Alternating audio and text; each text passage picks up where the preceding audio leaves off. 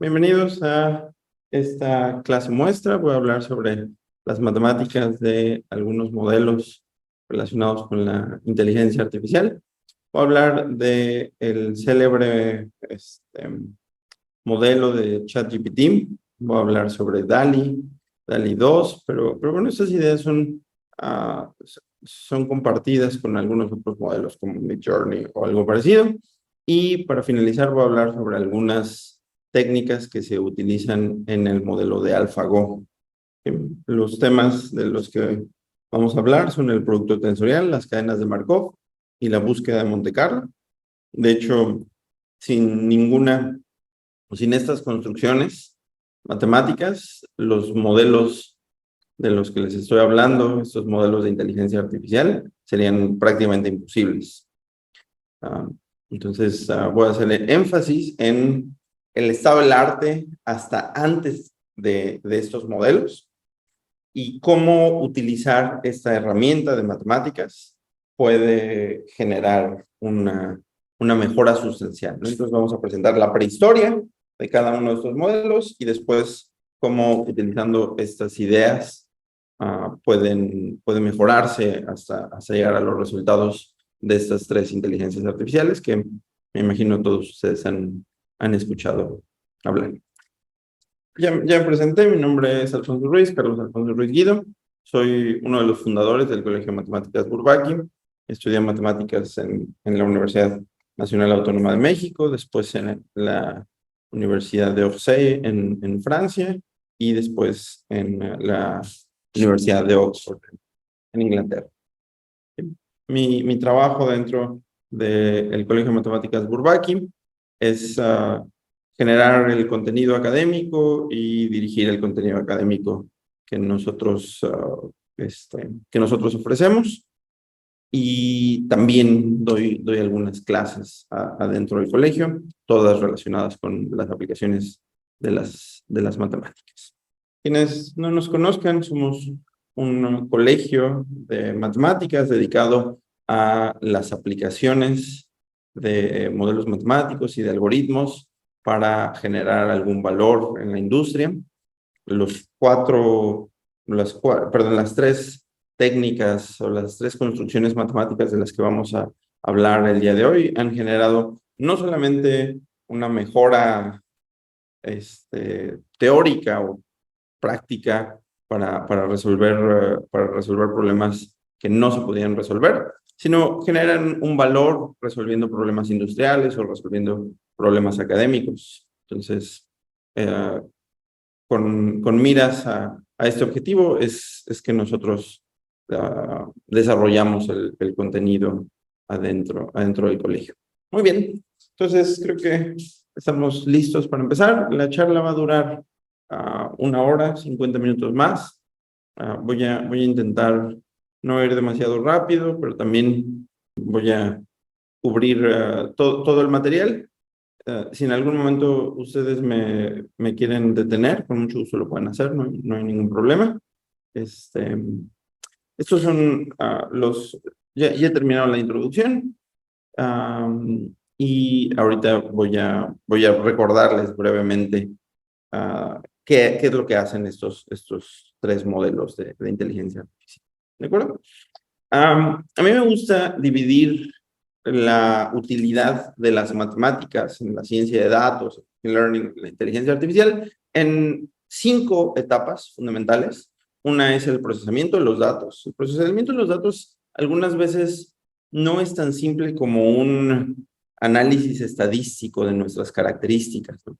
Algunas veces el procesamiento de los datos, y hoy lo vamos a ver con el ejemplo de DALL-E y las cadenas de Markov, algunas veces el procesamiento de los datos está íntimamente relacionado con la arquitectura de la red neuronal con la que vamos a trabajar. De hecho, los procesos de difusión, estos modelos que permiten generar imágenes como DALL-E, en realidad están construidos utilizando un procesamiento de datos bastante peculiar. Entonces, el procesamiento de datos no es simplemente calcular un Z-score o hacer un min-max. Por supuesto que es parte fundamental del quehacer de los científicos de datos, pero en algunos casos están en el corazón mismo de las arquitecturas de las redes neuronales.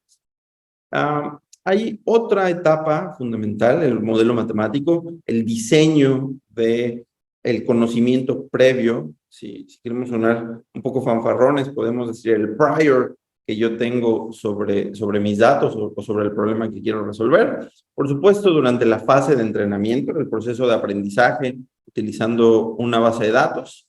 Y hay otras dos etapas de las que no hablaré en esta sesión, que es el calibrado o el tuning de los hiperparámetros y la evaluación del modelo matemático que nosotros vamos a utilizar. Entonces, nos vamos a concentrar en aplicaciones de las matemáticas a estas tres primeras etapas.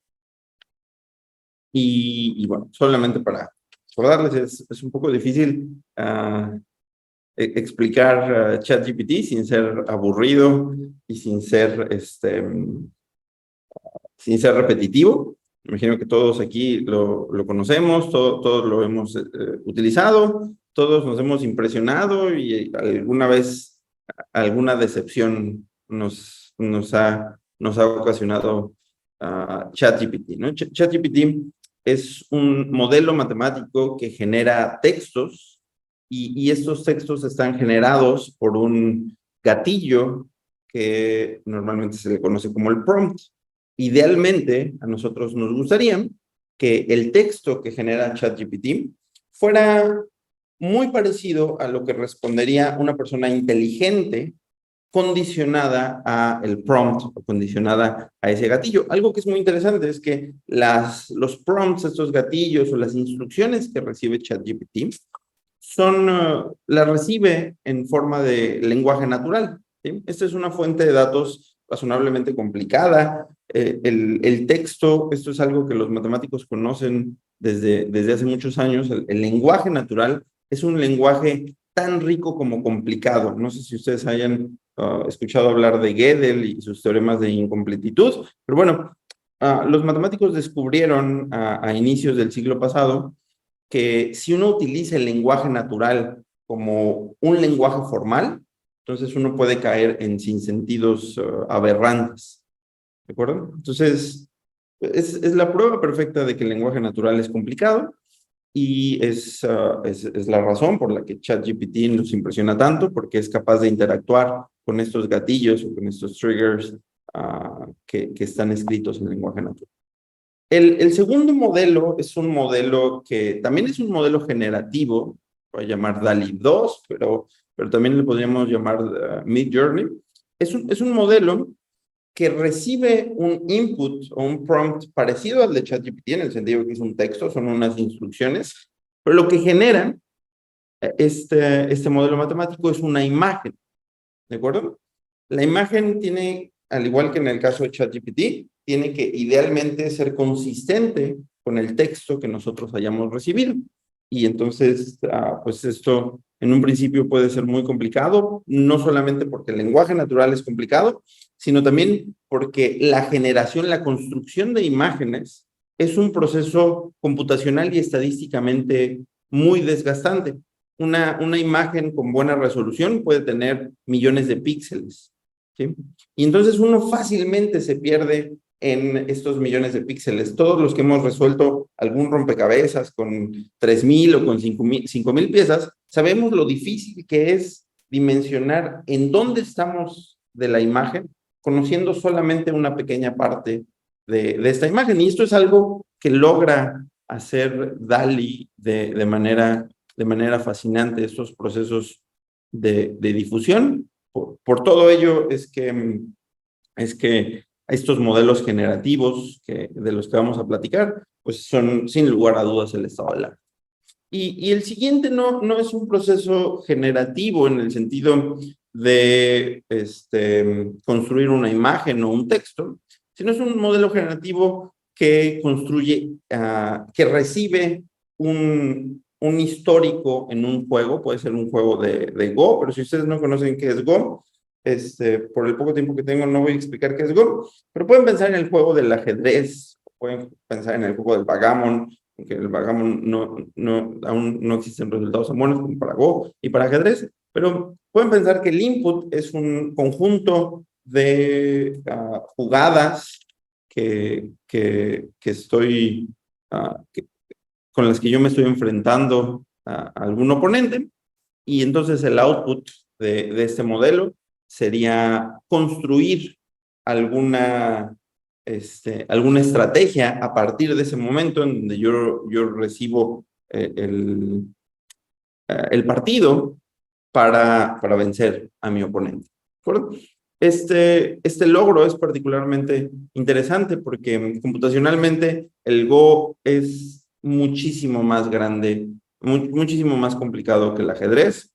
Estamos hablando que si el ajedrez, dependiendo de cómo lo contemos, pero estamos en un orden de complejidad de 10 elevado a la 50. Yo los invito a que escriban 10 elevado a la 50 en sus calculadoras, a ver qué pasa.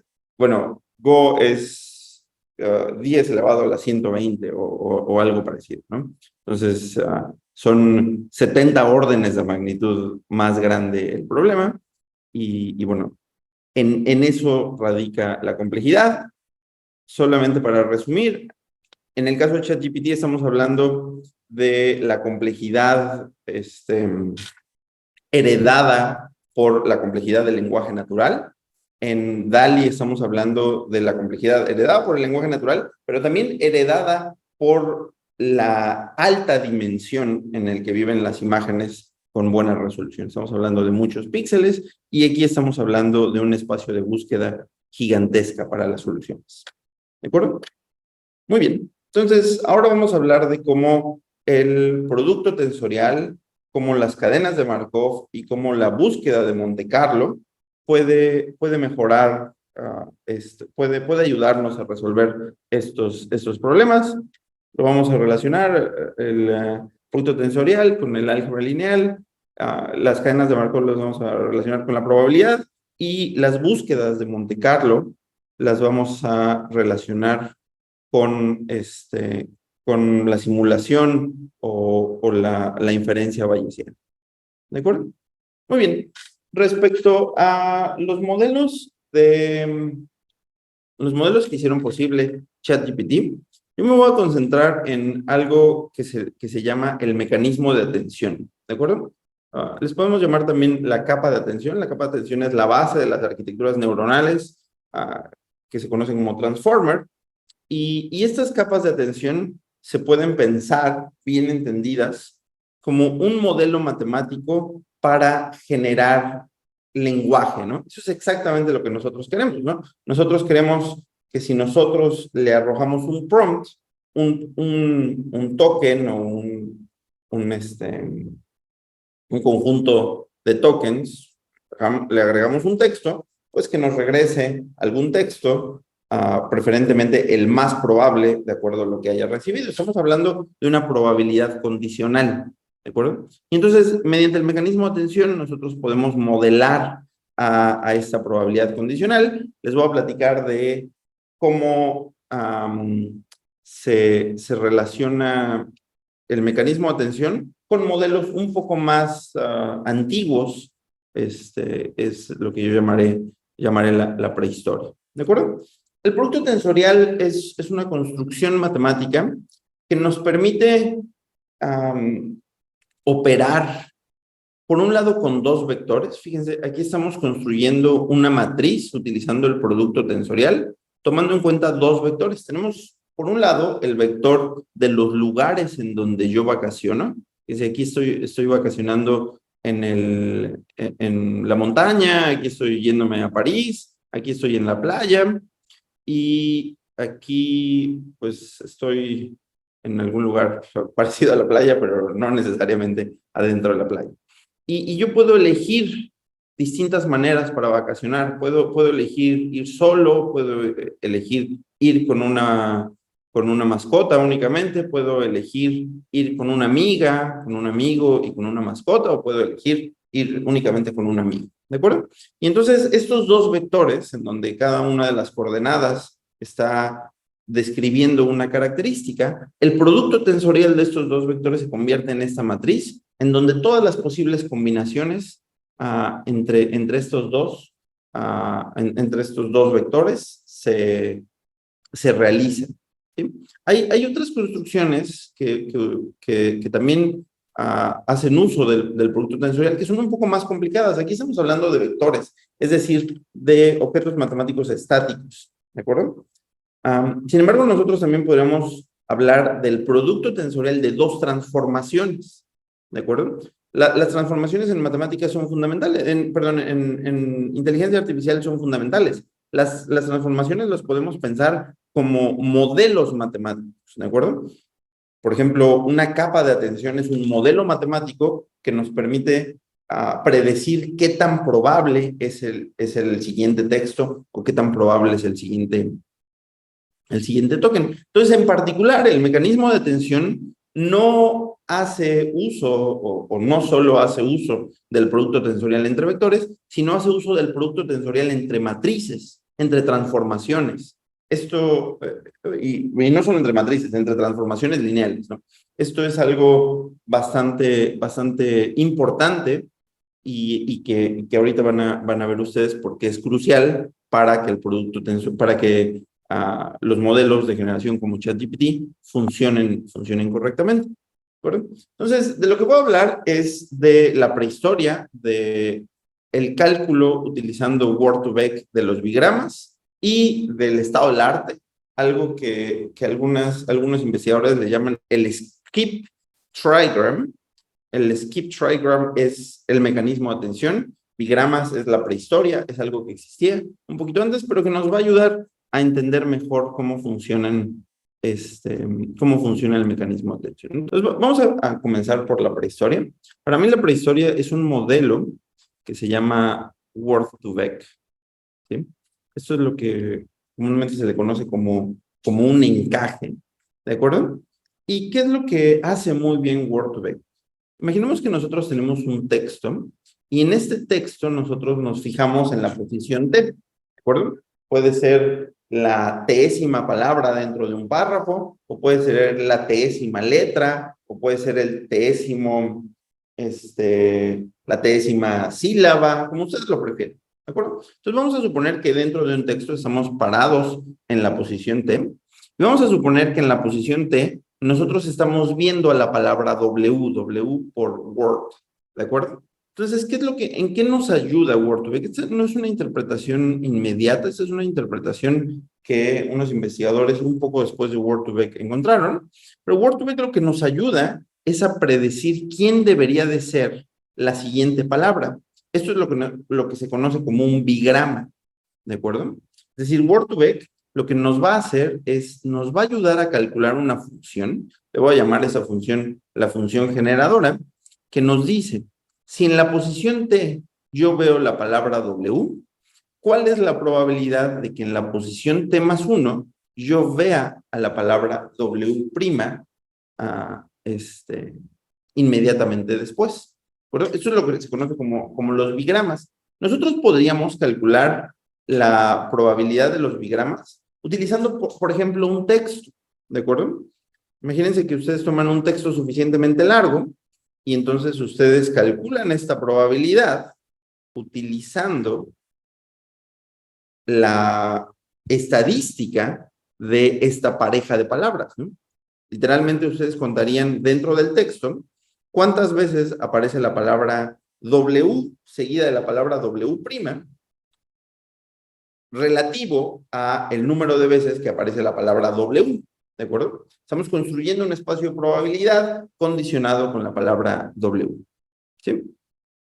¿De acuerdo? Entonces, nosotros podemos calcular esto utilizando una base de datos. Sin embargo, estas bases de datos rápidamente van a sobreajustar, ¿de acuerdo? ¿Por qué?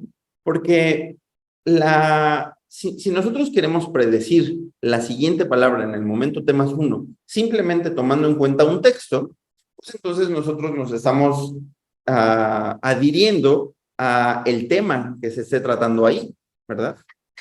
Esto no necesariamente es lo mismo que lo que nosotros quisiéramos calcular respecto a no importarnos quién es el texto que esté considerando, cuál es el tema del que yo esté hablando. No sé si me explico. Muy bien. Entonces, esto es lo que nosotros queremos hacer con Word2Vec. Ahora, la pregunta es, ¿cómo logramos hacer esto con Word2Vec? Una posibilidad es construir una matriz que tenga tantos renglones y tenga tantas columnas como un vocabulario suficientemente rico. Si podemos pensar que D es el tamaño de nuestro vocabulario, ¿de acuerdo?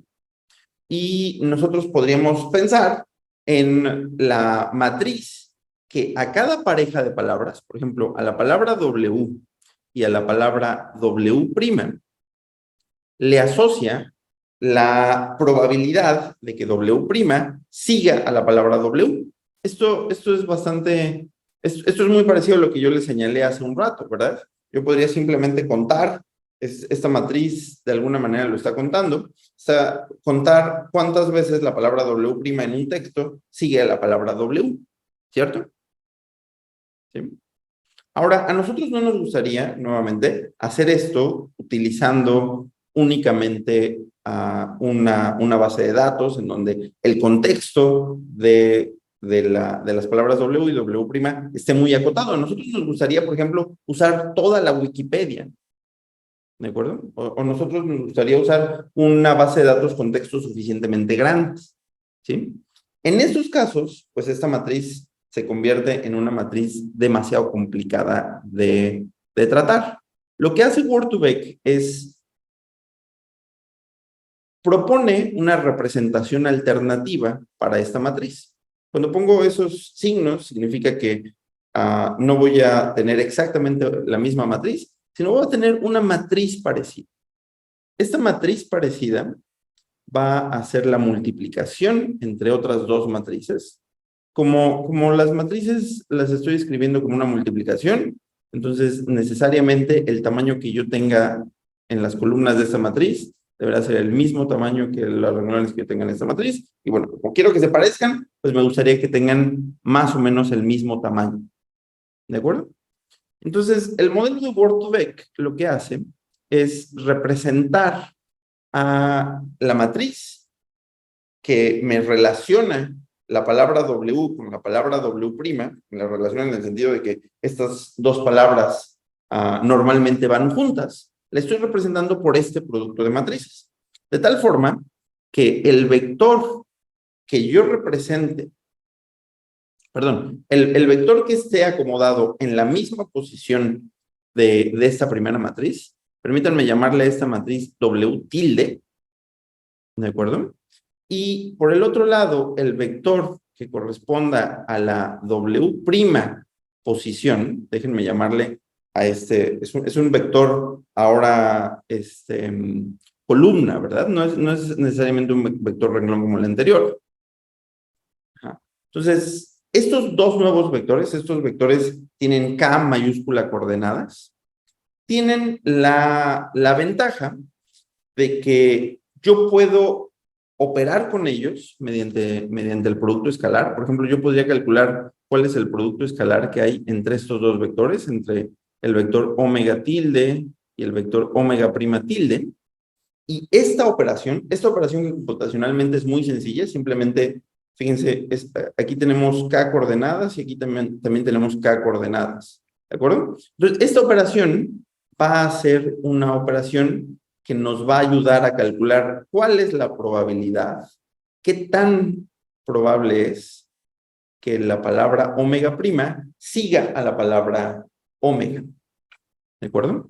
Estamos aproximando el modelo generativo de los bigramas, simplemente utilizando esta operación que es un producto escalar. Para quienes hayan escuchado hablar de esto, es simplemente la medida del coseno entre los vectores omega tilde y omega prima, ¿de acuerdo? Y eso es algo que logró hacer Word2Vec. Logró calcular, utilizando una base de datos gigantesca, por ejemplo, la Wikipedia, literalmente una de las primeras implementaciones es toda la Wikipedia en inglés, logró hacer un cálculo muy sencillo de las probabilidades de los bigramas. ¿De acuerdo? Esto no necesariamente es la última palabra, porque para un modelo generativo, piensen por ejemplo en ChatGPT, pues a nosotros nos gustaría tener una cadena más larga, ¿no? No solamente nos interesa que nuestro prompt sea de una palabra y que nuestra respuesta sea otra palabra omega prima. ¿Están de acuerdo? Muy bien. Entonces, utilizando el producto tensorial, el modelo detrás de ChatGPT, el modelo de la atención, lo que hace es calcular la probabilidad de cadenas más largas. Y no necesariamente son cadenas más largas en el sentido de tener 3 o 4 palabras seguidas. Esto es más o menos fácil de entender. Si ustedes, imagínense que ustedes quieren calcular cuál es la probabilidad de tener 3 palabras seguidas, ¿no? Entonces, si ustedes escriben en Wikipedia con paréntesis estas 3 palabras seguidas o estas 5 palabras seguidas, cuando ustedes escriben con comillas, perdón, no paréntesis, en Google inmediatamente te dicen, te arrojan únicamente los resultados que tienen esa cadena de 3 o 5 palabras, ¿de acuerdo? Es decir, no estamos interesados en qué tan probable es 3 palabras seguidas, sino estamos interesados en, dada una palabra en la posición T, yo quiero calcular la probabilidad de que ocurra cierta palabra, vamos a suponer aquí la palabra omega y vamos a suponer aquí la palabra omega prima, yo quiero calcular qué tan probable es que esta palabra omega prima ocurra, suponiendo que hace mucho tiempo me refiero a la posición dentro de este texto, apareció otra palabra, digamos la palabra omega A, ¿de acuerdo? Por esto es por lo que se le llama el mecanismo de atención. A nosotros nos gustaría, piensen por ejemplo en ChatGPT, nos gustaría que ChatGPT tenga un récord de qué es lo que yo le he estado preguntando hasta ese momento, ¿no? Es decir, imaginemos que esta ya es mi 10ª pregunta sobre el mismo tema, ¿no? Yo estoy lanzándole prompts y ChatGPT no me devuelve correctamente la respuesta que yo quería. Entonces yo, después de T intentos, pues entonces voy a estar reformulando el prompt o reformulando la pregunta. Y entonces el mecanismo de atención lo que nos permite es calcular la probabilidad de esta respuesta, que nos permite calcular cuál es la respuesta más probable, condicionado a algunas de las preguntas que yo le hice a momentos previos. ¿De acuerdo? Esto lo pueden pensar así como se lo estoy explicando, pero también lo pueden pensar en el caso en el que ustedes le lancen un prompt muy largo, ¿no? Es decir, ustedes escriben un texto muy largo y a ustedes les gustaría que ChatGPT sepa calcular cuál es la probabilidad de la respuesta, no solamente condicionado a lo último que vio en su prompt, sino a las primeras palabras que vio en su prompt. Este es uno de los grandes problemas de los modelos de lenguaje, tener una memoria de largo plazo. ¿De acuerdo? Y entonces, ¿cómo es que ChatGPT calcula estas probabilidades? Nosotros estamos interesados en calcular condicionado a una palabra anterior, suponiendo que mi texto en el momento T es W o mi palabra es W, quiero calcular qué tan probable es eso. ¿De acuerdo? Y entonces, así como en el caso de la factorización, lo que hace el mecanismo de atención es calcular esto mediante 2 funciones. Una función que va a leer omega A, omega, y por el otro lado, otra función, déjenme llamar déjenme llamarle esto O, output, es la probabilidad de omega y omega prima. ¿De acuerdo? Entonces, fíjense, esto es algo que normalmente no es sencillo de obtener en una fórmula. Yo tengo una función que depende de 3 variables. ¿De acuerdo? Imagínense que nosotros queremos predecir algo sobre nuestros clientes que tienen 3 características. Y entonces, una factorización de este tipo nos diría que yo puedo calcular esa información sobre mis clientes utilizando simplemente esta información, por el otro lado utilizando simplemente esta información y luego juntar estas 2 respuestas. Esto no es cierto en general, ¿no? Las funciones matemáticas que dependen de 3 características o de 3 coordenadas no son una composición entre 2 funciones que dependen únicamente de 2. Sin embargo, el mecanismo de atención construye a estas dos, a esta probabilidad como el producto tensorial entre esta transformación, entre esta función y esta otra función. ¿De acuerdo? ¿sí? Esto es algo verdaderamente sorprendente y muy inteligente. Déjenme explicar por qué esto tiene que ser muy inteligente. ¿Cuál es la primera ventaja que tiene el producto tensorial? El producto tensorial tiene la ventaja de ser bilineal, ¿de acuerdo? Esto significa que yo puedo pensar de manera independiente en lo que esté haciendo esta función y por el otro lado lo que esté haciendo esta otra función, ¿de acuerdo? Esto para el problema que queremos resolver es muy importante. ¿Por qué? Porque a nosotros nos gustaría que yo pueda irme todavía más atrás. Por ejemplo, vamos a suponer, me voy hasta esa posición T menos B, me voy todavía más atrás, ¿de acuerdo? Un poco más atrás en el texto o un poco más atrás en la conversación que estoy teniendo con ChatGPT. Y me gustaría que la relación que existe con el pasado, ya sea el pasado lejano, la flecha roja, o la relación que existe con el pasado menos lejano, la flecha negra, sea independiente del siguiente cálculo que yo estoy haciendo. ¿De acuerdo? Por eso es tan importante que nosotros utilicemos el producto tensorial para mezclar cómo me voy a fijar en el pasado lejano y por el otro lado, cómo voy a calcular esta siguiente probabilidad. Si no fuera así, entonces el proceso de computación de ChatGPT o el proceso de entrenamiento de estas arquitecturas sería verdaderamente monstruoso. Solamente para terminar esta primera parte, aquí también se hace una factorización entre dos matrices, muy parecido a como lo habíamos hecho anteriormente. Aquí se hace una factorización de esta segunda función entre dos matrices, es decir, esta aproximación es muy similar a la que yo expliqué antes con Word2Vec. Pero la parte esencial es que el producto tensorial me va a permitir trasladar el entrenamiento, hacer el entrenamiento de manera modular. Por un lado, hacer el entrenamiento de esta parte de la función y por el otro lado, hacer el entrenamiento de esta otra parte de la función. ¿De acuerdo? ¿Sí? Entonces, nuevamente, hacer este cálculo es razonablemente sencillo, inclusive cuando yo esté considerando textos largos o dependencias muy largas, gracias a esta bilinealidad. Solo como un último comentario, esta es una propiedad que descubrieron hace algunos meses unos investigadores. Esta no es la presentación original del mecanismo de atención, esta es una presentación distinta que requirió un poco de madurez para llegar a ella, pero bueno, esta es la presentación quizás más adecuada para este tipo de técnicas. Entonces, la imagen que les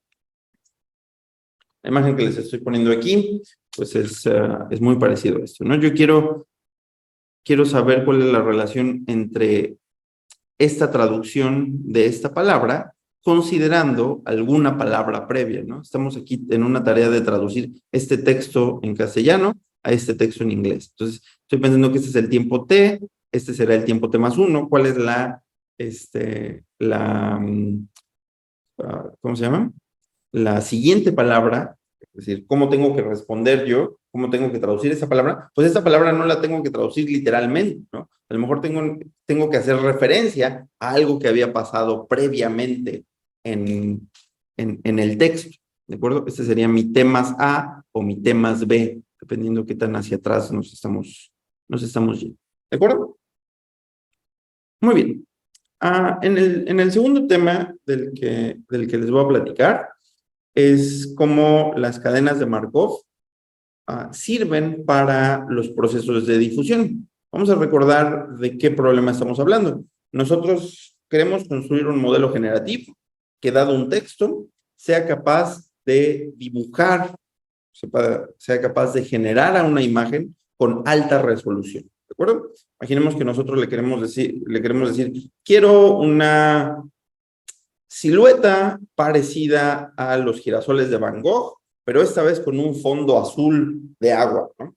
Y entonces Pues fíjense cómo si ustedes tratan de resolver un rompecabezas de esta, de esta, de esta imagen, si están parados aquí, pues es difícil distinguir si están parados aquí o si están parados acá, ¿verdad? Todo parece muy, muy ruidoso, ¿de acuerdo? Y entonces, utilizando las cadenas de Markov, los procesos de difusión van a construir una base de datos, van a procesar una base de datos de imágenes que me va a permitir, perdón, entrenar exitosamente los modelos. Ahorita voy a contar un poquito más de detalle. Las cadenas de Markov son en honor a Andrei Markov, uno de los primeros probabilistas de inicios del siglo pasado. ¿Y cuál es la idea de una cadena de Markov? Una cadena de Markov es muy parecido a lo que yo acabo de describir como un bigrama, ¿de acuerdo? Una cadena de Markov es un modelo al que únicamente le interesa la palabra inmediata anterior, ¿de acuerdo? Esto significa que si a mí me interesa saber cuál es la probabilidad de la palabra en el instante t más 1, yo no necesito irme lejos hacia atrás. Esto no es necesario. Yo simplemente necesito conocer cuál es la palabra inmediata anterior, la que estaba en la posición T. ¿De acuerdo? Esto es una simplificación, ¿no? Yo hace rato les dije que el lenguaje natural no funciona de esta manera. ¿De acuerdo? Las imágenes no funcionan de esa manera, ¿no? El píxel 1 sí depende del píxel a un lado y del píxel de arriba. Sí hay una relación, ¿no? Aquí no vamos a utilizar una cadena de Markov para modelar a nuestros datos, sino vamos a utilizar una cadena de Markov para construir una base de datos con la cual nosotros vamos a entrenar a un modelo generativo. ¿De acuerdo? Entonces, una cadena de Markov es muy parecido a lo que yo acabo de describir ahorita como un bigrama. ¿De acuerdo?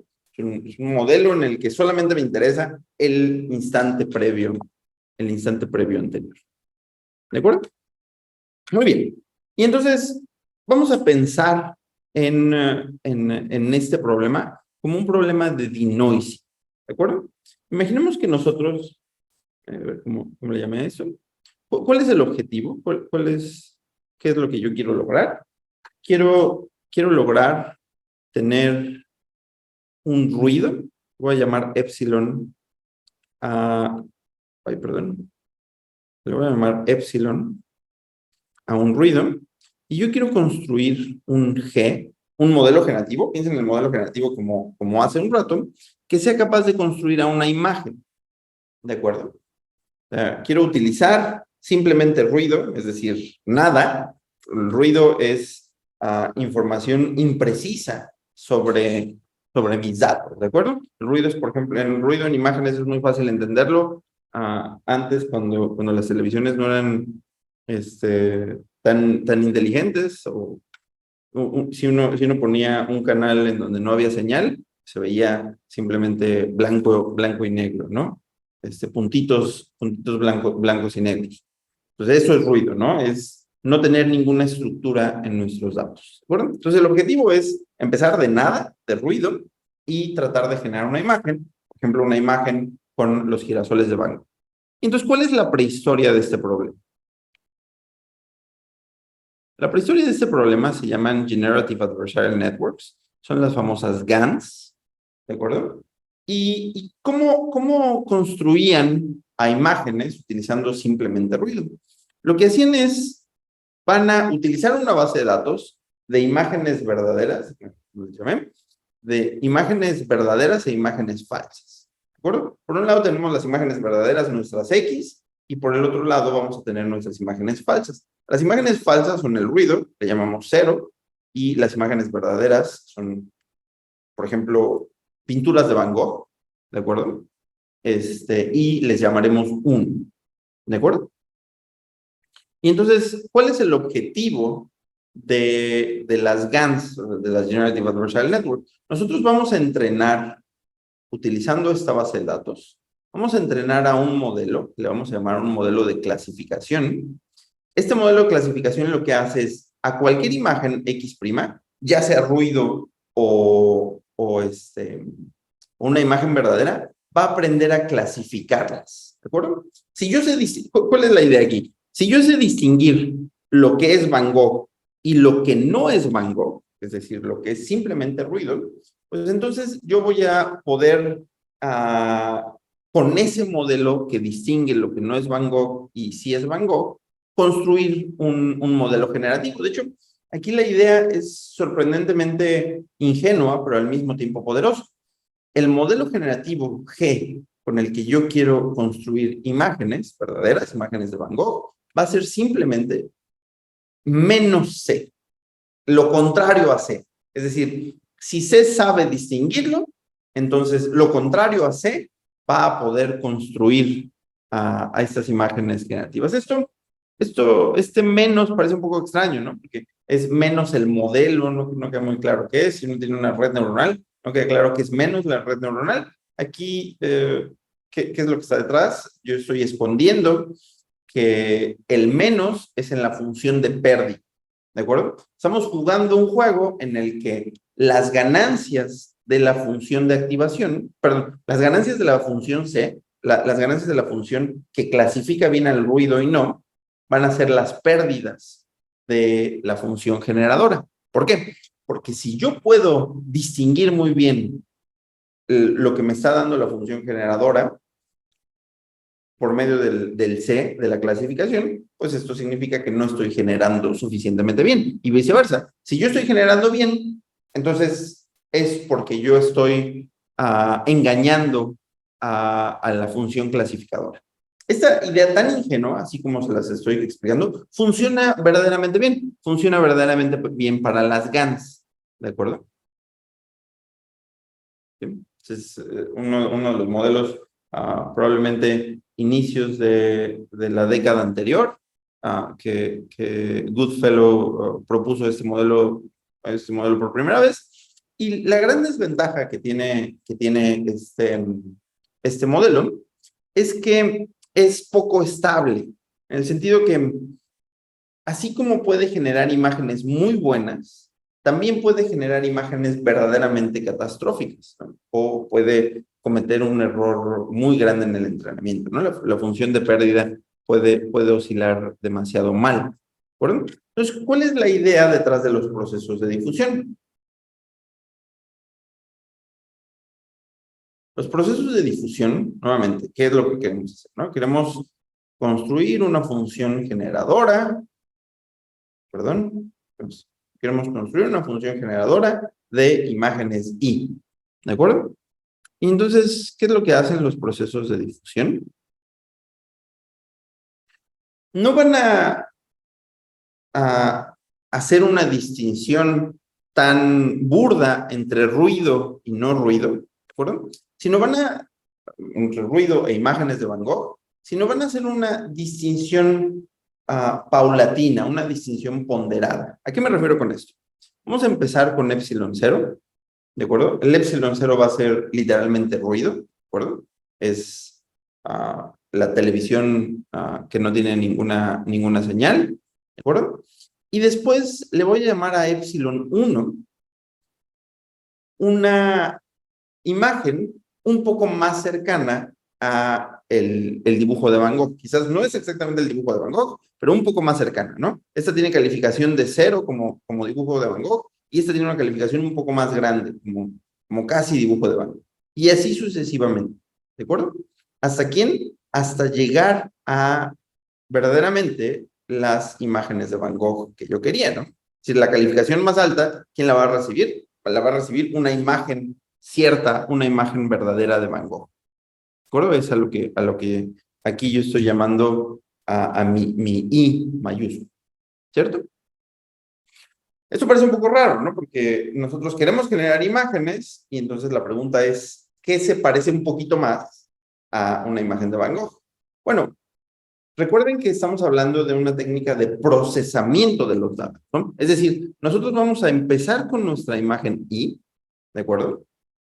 Con nuestra base de datos de imágenes de Van Gogh, y a medida que vayamos avanzando, a medida que nos vayamos acercando hacia el ruido completo, vamos a ir agregándole un poquito más de ruido. Es decir, como tenemos una base de datos de pinturas de Van Gogh, nosotros sí podemos irlas modificando poco a poco, ¿no? Podemos irlas blureando un poco, blureando un poco más, blureando un poco más, hasta que llegamos a algo irreconocible. ¿De acuerdo? Entonces, este es el preprocesamiento que utilizan los modelos de difusión. Comenzamos con una base de datos real, vamos a ir blureando poco a poco, no es exactamente blureando, vamos a añadir un ruido gaussiano poco a poco, y la ventaja de este ruido gaussiano es que va a ser una cadena de Markov. Es decir, el ruido que yo agregue en un instante únicamente va a depender del instante previo, ¿de de lo que yo haya visto en el instante previo? No vamos a añadir el ruido, lo vamos a blurear, tomando en cuenta lo que habíamos visto antes. Si nos vamos bueno, al principio, perdón.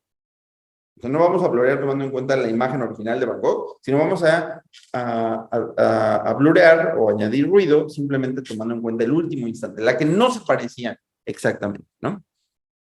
¿De acuerdo? Y entonces, como estamos utilizando un proceso de Markov, como solamente nos interesa el instante previo, nosotros podemos regresar de esta construcción, pues simplemente haciendo el denoising de cada uno de estos pasos, ¿no? Yo empiezo con ruido y le añado cada vez más ruido. Si yo con un modelo de clasificación logro distinguir un modelo de clasificación C, si yo a una nueva imagen X logro distinguir en qué instante del ruido estoy, es decir, qué tanto ruido le he añadido en esta cadena de Markov. Fíjense que para hacer esto solamente me interesa saber el último momento, ¿verdad? Y entonces esto, para una red neuronal, es mucho más sencillo, porque simplemente tiene que quitarle el ruido respecto al paso anterior. No tiene que quitarle el ruido, como las GANs, de todo el proceso. Esto significa que el entrenamiento es mucho más estable y por supuesto que las imágenes que todos hemos visto de DALL-E o de Midjourney son considerablemente más nítidas y tienen mejor resolución. ¿Sí? Sobre el método Monte Carlo que utiliza AlphaGo, no voy a decir mucho para poder terminar el tiempo. Ustedes imaginarán que hablar sobre estos tres temas en una hora pueda resultar un poco retador. Pero bueno, nosotros tenemos el producto tensorial en el caso de ChatGPT, que nos permitía tratar de manera independiente el pasado lejano del futuro inmediato, ¿de acuerdo? Nosotros por medio del producto tensorial podemos entrenar paralelamente o independientemente estas redes neuronales, ¿no? Después, en el caso de Stable Diffusion, o de difusión estable o de Midjourney, nosotros lo que hacíamos es preprocesar a nuestros datos, haciendo esta simplificación tipo Markov, en donde solamente consideramos un paso a la vez, ¿no? Es decir, solamente no nos interesaba las dependencias muy largas. Aquí, en el procesamiento del lenguaje natural, sí nos interesan las dependencias muy largas, pero por medio del producto tensorial yo puedo tratar computacionalmente bien esas dependencias muy largas y en el caso de los modelos de difusión no quiero tratar esas dependencias muy largas. La estrategia usual que usan las computadoras para jugar ajedrez o para jugar Go es una búsqueda tipo árbol, donde, imagínense, yo muevo el peón hacia ese lugar y entonces a partir de que yo muevo el peón hacia ese lugar, se abren todas las posibilidades. Es un árbol que está visto desde el tronco hacia abajo cuando se van abriendo las ramas, ¿verdad? Es decir, todas las posibilidades después de que yo haya tirado ese peón, ¿no? Hay una posibilidad de que la otra persona también mueva su peón, o mueva su segundo peón, o mueva el alfil, etcétera, ¿no? Todas las posibilidades. Y a partir de ahí, todas las posibilidades para el siguiente movimiento, y para el siguiente movimiento, y para el siguiente movimiento. Entonces, rápidamente ustedes se pueden imaginar que la cantidad de posibilidades en 10 jugadas es enorme. En el ajedrez es enorme en Go, ¿de acuerdo? Nosotros queremos encontrar una función clasificadora, ¿sí? Así como estábamos interesados en la función clasificadora en los dos ejemplos anteriores, función generadora, pues nosotros queremos, dado cualquier nodo en este árbol gigantesco, nosotros nos gustaría poder evaluar si es una buena posición o es una posición débil, ¿no? Es decir, esto nos va a permitir saber si es una buena jugada o no es una buena jugada mover un peón, ¿de acuerdo? Entonces, ¿cuáles son las primeras ideas antes del método de Monte Carlo para resolver este problema? Es una técnica que se llama alfa-beta pruning, ¿de acuerdo? Pruning es podar en inglés, y entonces este árbol gigantesco con todas las posibilidades, a mí me gustaría podarlo tomando en cuenta aquellas jugadas que son poco viables. ¿De acuerdo? O sea, son poco viables. ¿Cómo saber que dos jugadas son poco viables? Porque el juego del ajedrez o el juego del Go tienen la ventaja de ser un juego de suma cero, ¿de acuerdo? Esto significa que la ventaja que yo obtenga en una posición es exactamente la desventaja que la otra persona va a obtener en una posición. Estamos en el siguiente tiro, ¿no? La ventaja que la otra persona obtenga en la siguiente posición, pues es la desventaja que yo voy a obtener, ¿no? Y entonces así nos vamos todo el tiempo. Esto es más o menos en los años 50, cuando se estableció la estrategia óptima para los juegos de suma cero, es la estrategia min-max. Si yo quiero maximizar mi ganancia y en la siguiente posición quisiera minimizar la ganancia de la otra persona o quisiera minimizar mi pérdida. Equivalente porque son juegos de suma cero. Entonces, el algoritmo de alfa-beta pruning, que es el algoritmo que venció a Kasparov a principios, finales de los 90 en ajedrez, es un algoritmo que este árbol lo corta cuando la estrategia de min-max no es razonable, es decir, estamos deshaciéndonos de muchas posibles jugadas que no tienen sentido. El método Monte Carlo utiliza la simulación bayesiana para mejorar la búsqueda de aquellas ramas que son inviables. ¿Cómo lo hace? Utiliza una ventaja que tenemos en matemáticas, una ventaja muy poderosa, que es la aleatoriedad. Si yo tengo algún sesgo sobre alguna jugada que yo prefiero, pues lo primero que voy a hacer es concentrarme en esas jugadas, ¿de acuerdo? Pero si yo no tengo un sesgo, si yo me paro en un lugar y juego aleatoriamente, pues yo estoy considerando un escenario un poco peor, ¿no? En el que yo a partir de ahí me voy a mover aleatoriamente. Si yo me muevo aleatoriamente, puedo calcular el valor esperado de esa jugada, ¿de acuerdo?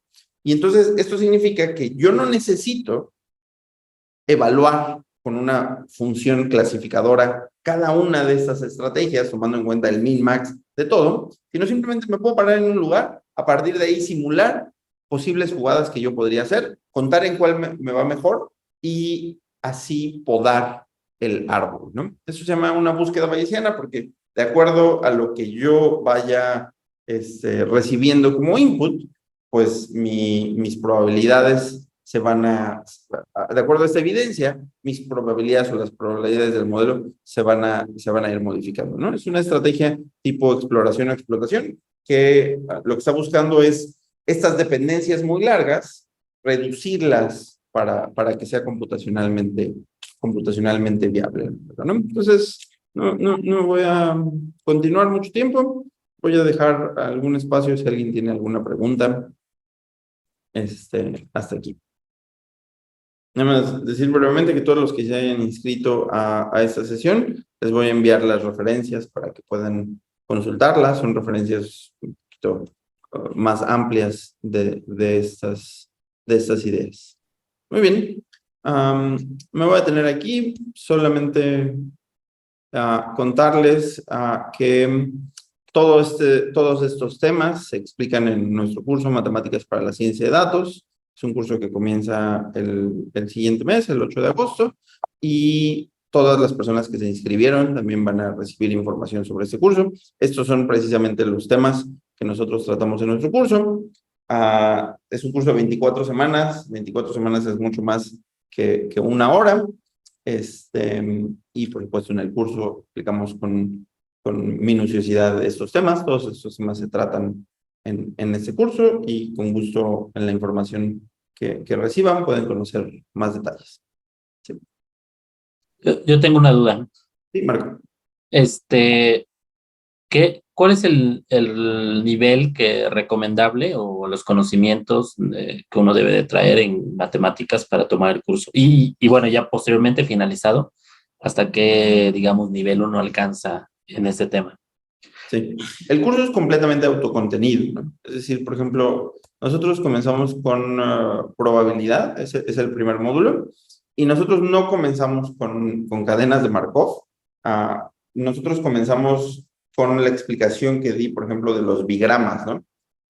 Cómo construir o sea, cómo calcular cuál es la probabilidad utilizando Python de que en un texto, después de la palabra W, siga la palabra W', ¿sí? Hay muchas formas de hacer esto, ¿no? Y entonces nosotros podemos, pues, calcular la estadística literalmente, nosotros podemos tratar de aproximar alguna distribución, dependiendo de alguna función en particular. Es decir, empezamos por lo más básico, cómo hacer ese tipo de cálculos de probabilidades. El producto tensorial en el módulo de álgebra lineal es algo que vemos, pues, después de 10 semanas de curso, más o menos. Entonces, es un curso autocontenido. Cualquier persona que haya terminado una licenciatura puede tomar este curso sin ningún problema.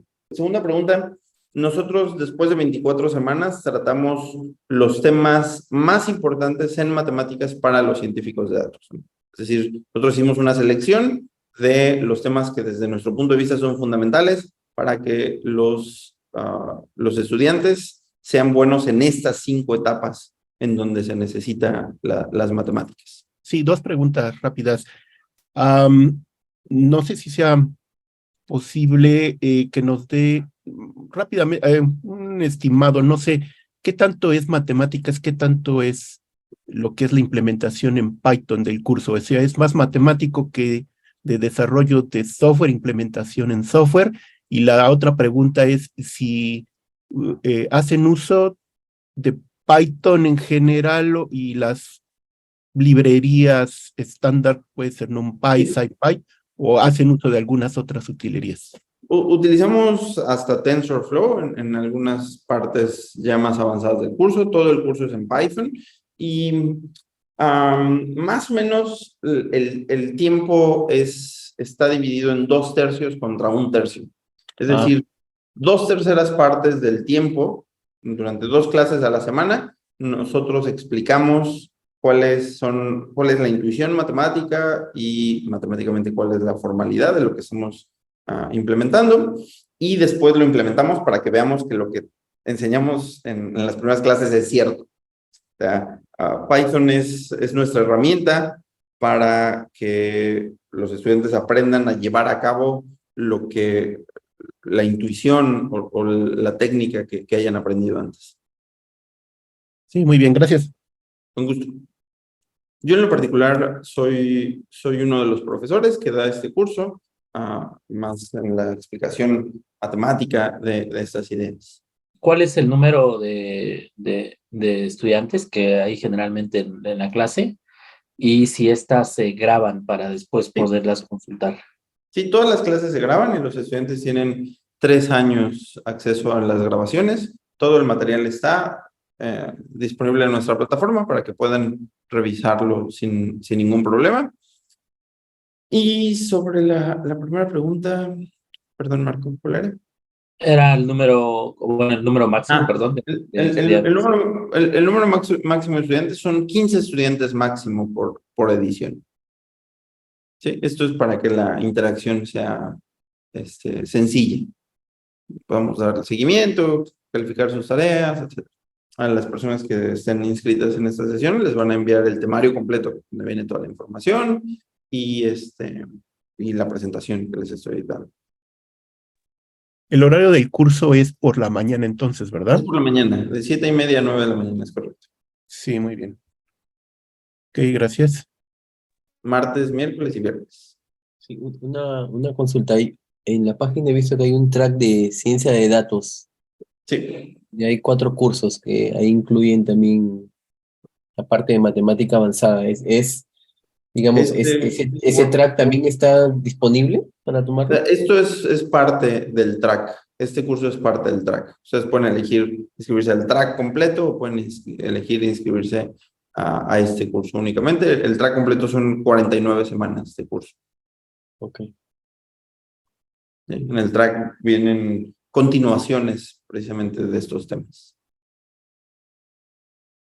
Muy bien, pues encantado de conocerlos, les agradecemos mucho su interés y los felicitamos por su interés en las matemáticas de la inteligencia artificial. Creo que es una herramienta muy poderosa ahorita que estamos todos utilizando estos modelos por todos lados. Creo que es una herramienta muy poderosa comprender qué es lo que está detrás de estos modelos y poder distinguir qué parte de ChatGPT necesito, poder distinguir qué parte de DALL-E o de AlphaGo necesito para resolver un problema.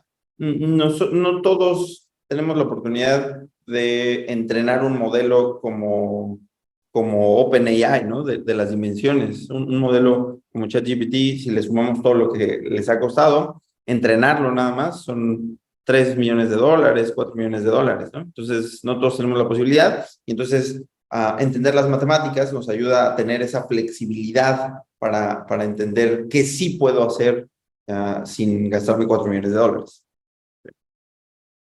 Muy bien. Bueno, pues, de nuevo, gracias por su interés y estamos a sus órdenes. Que tengan un bonito día. Muchas gracias. Chao. Chao.